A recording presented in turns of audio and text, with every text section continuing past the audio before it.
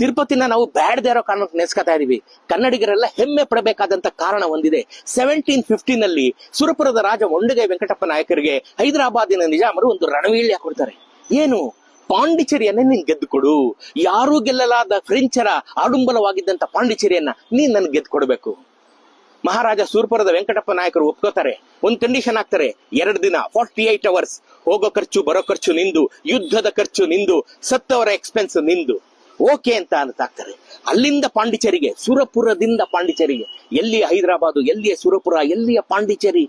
ಸುರಪುರದಿಂದ ಪಾಂಡಿಚೇರಿಗೆ ಬಂದಂತ ಮೊಂಡಗೈ ವೆಂಕಟಪ್ಪ ನಾಯಕರು 2 ದಿನಗಳಲ್ಲಿ ಫ್ರೆಂಚರನ್ನ ಅದುಮಿ ಇರುವೆಗಳಂತೆ ಹೊಸಕಿ ಪಾಂಡಿಚೇರಿಯನ್ನ ಗೆದ್ದು ಹೈದರಾಬಾದ್ ನಿಜಾಮನಿಗೆ ಕೊಡ್ತಾರೆ. ವಾಪಸ್ ಬರ್ತಾ ಇದ್ದಂತ ಕಾಲದಲ್ಲಿ ಪಾಂಡಿಚೇರಿಯಿಂದ ಅವ್ರಿಗೆ ಇನ್ನೊಂದು ಸುದ್ದಿ ಬರುತ್ತೆ, ತಿರುಪತಿಯನ್ನ ಮ್ಲೇಚ್ಛರು ಮುತ್ತಿಗೆ ಹಾಕಿದ್ದಾರೆ. ಇವ್ರು ಸುರಪುರಕ್ಕೆ ಹೋಗೋ ಯೋಚನೆ ಬಿಟ್ಟು ಸೀದಾ ತಿರುಪತಿಗೆ ಹೋಗ್ತಾರೆ. ಅದೇ ಸೈನ್ಯ ತಕೊಂಡು ಅಲ್ಲಿ ಮುತ್ತಿಗೆ ಹಾಕಿದ್ದವ್ರನ್ನೆಲ್ಲ ಗುದ್ದಿ ಗುದುಮಿ ನಿರ್ನಾಮ ಮಾಡಿ ತಿಮ್ಮಪ್ಪನನ್ನ ರಕ್ಷಣೆ ಮಾಡ್ತಾರೆ, ದೇವಸ್ಥಾನವನ್ನು ರಕ್ಷಣೆ ಮಾಡ್ತಾರೆ.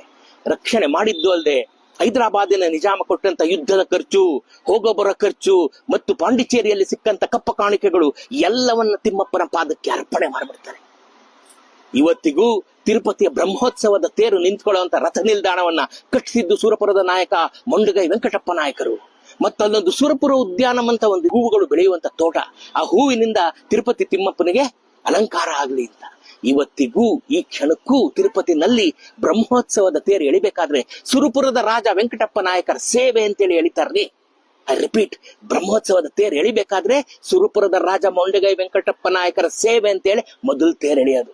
ನೋಡ್ರಿ, ಕನ್ನಡಿಗರ ಹೆಮ್ಮೆ ಮೊಂಡಗೈ ವೆಂಕಟಪ್ಪ ನಾಯಕರು, ಕನ್ನಡಿಗರ ಆಸ್ತಿ, ಕನ್ನಡಿಗರ ವೈಭವ, ಕನ್ನಡಿಗರ ನೆನಕೆ ತಿರುಪತಿಯ ತಿಮ್ಮಪ್ಪನ ಮುಂದೆ, ಬ್ರಹ್ಮೋತ್ಸವದ ಮುಂದೆ ಪ್ರತಿ ವರ್ಷ ನೆನ್ಕೋತಾ ಬಂದಿದ್ದಾರೆ 106 ವರ್ಷಗಳಿಂದ. ಈ ವರ್ಷದಿಂದ ನಾವು ನೆನ್ಕೊಳ್ಳೋಣ, ತಿರುಪತಿ ತಿಮ್ಮಪ್ಪನ ಸೇವೆ ಮಾಡ್ಬೇಕಾದ್ರೆ ನಾವು ಮೊಂಡಗೈ ವೆಂಕಟಪ್ಪ ನಾಯಕರನ್ನ ನೆನ್ಕೊಳ್ಳ. ಇದಕ್ಕಿಂತ ಹೆಮ್ಮೆ ಪಡುವಂತದ್ದೇನಿದೆ ನಾವು?